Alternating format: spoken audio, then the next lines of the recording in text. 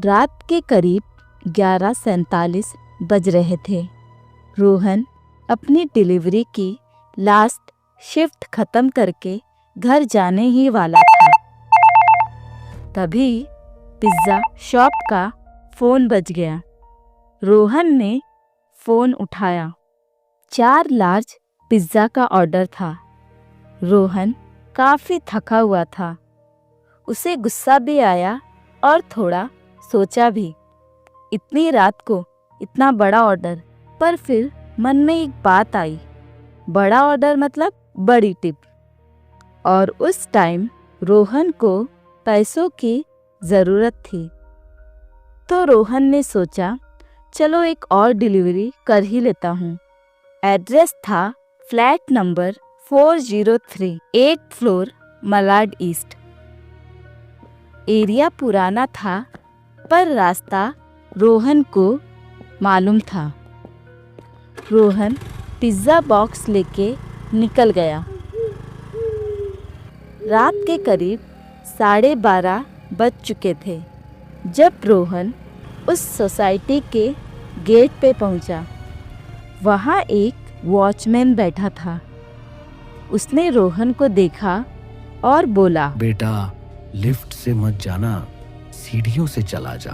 रोहन ने पूछा, लिफ्ट खराब है क्या? उसने बस धीरे से बोला। यहाँ 12 के बाद कोई लिफ्ट यूज नहीं करता है। उसके बोलने के अंदाज अजीब थे। रोहन को लगा वॉचमैन डराने के मूड में है।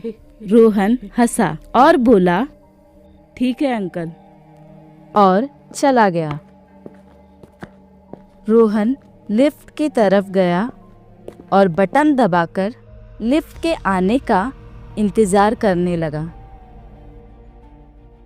लिफ्ट के आते ही रोहन ने उसमें घुसकर 8th फ्लोर का बटन दबाया।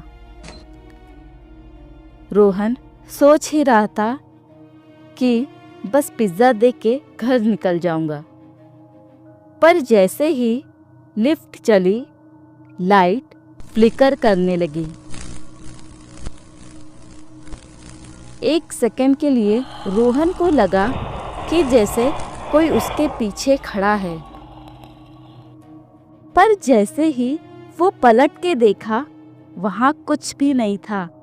रोहन को लगा थकान के वजह से उसको लगता होगा। लिफ्ट रुकती है 8th फ्लोर पर। 8th फ्लोर पे देख के ऐसा लग रहा था कि सालों से वहाँ कोई रहता ही ना हो। रोहन जैसे जैसे आगे बढ़ रहा था, उसे लग रहा था कि कोई उसके पीछे आ रहा है। रोहन 403 के सामने जाके खड़ा हो गया। दरवाजा आधा खुला हुआ था। उसने कहा, हेलो, कोई है? Pizza delivery. कुछ देर खड़ा होने तक रोहन ने दरवाज़ा पूरा खोल दिया। घर को देख के ऐसा लग रहा था कि यहाँ कोई रहता ही ना हो। पुराना फर्नीचर, बहुत सी पेंटिंग, पर सब पर धूल जमी हुई थी। रोहन की नज़र एक पेंटिंग पर गई। उसमें एक दुल्हन थी।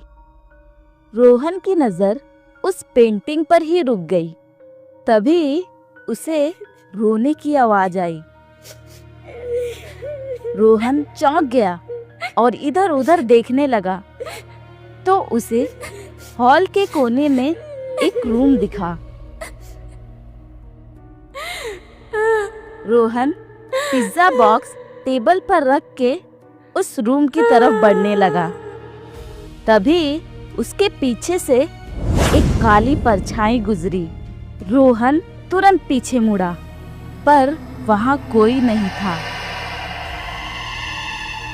रोहन जैसे जैसे रूम की तरफ आगे बढ़ रहा था, औरत के रोने की आवाज़ भी बढ़ते जा रही थी। रोहन उन सभी आवाज़ को इग्नोर करते हुए आगे बढ़ा जा रहा था। उस रूम में घुसते साथ रोहन को एक बुरी स्मेल आने लगी। उसने कमरे में नज़र घुमाई और जो उसने देखा उसका दिल दहल उठा। उस कमरे के बेड पर एक औरत की सड़ी गली लाश पड़ी थी और उस लाश का गला कटा हुआ था। रोहन ये खौफनाक दृश्य देख ही नहीं पा रहा था कि अचानक से कुछ डोलता हुआ रोहन के पैरों के नीचे आ गया। उसकी नज़र नीचे गई तो रोहन की जान ही सूख गई। उस लाश का कटा हुआ सर रोहन के पैरों में था। रोहन उसे देख पीछे हुआ और नीचे गिर पड़ा। तभी वो सरकटी औरत की लाश बेड से उठी और उसने रोहन के पैरों में पड़ा अपना भयानक सर उठाया और अपने शरीर से जोड़ लिया। वो औरत बहुत डरावनी लग रही थी। धीरे धीरे वो रोहन के पास आते जा रही थी। रोहन घबराने लगा था और उसकी हालत घबराहट के मारे खराब होने लगी थी। वो जहाँ से आया था उसी रास्ते पर वापस भागने लगा, पर जैसे ही वो दरवाजा के पास पहुंचा, दरवाजा अपने आप बंद हो गया। वो जोर जोर से पीटने लगा, पर दरवाजा खुल ही नहीं रहा था। जब रोहन पीछे मुड़ के देखा तो वो औरत अपना सर हाथ में लिए रोहन की तरफ बढ़ रही थी। तभी रोहन के फोन की रिंग बजी।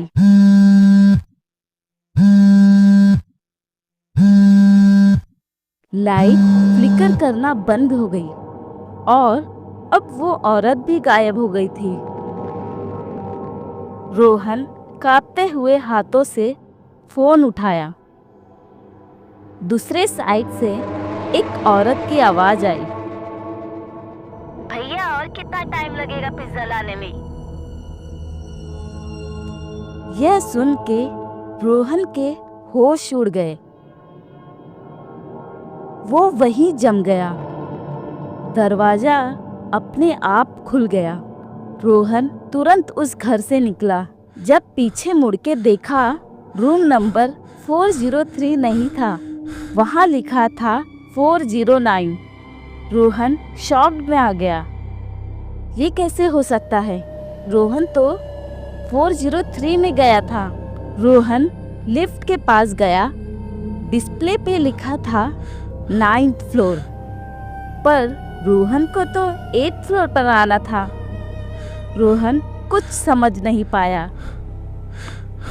लिफ्ट में घुसा और नीचे गया और बिना रुके घर चला गया।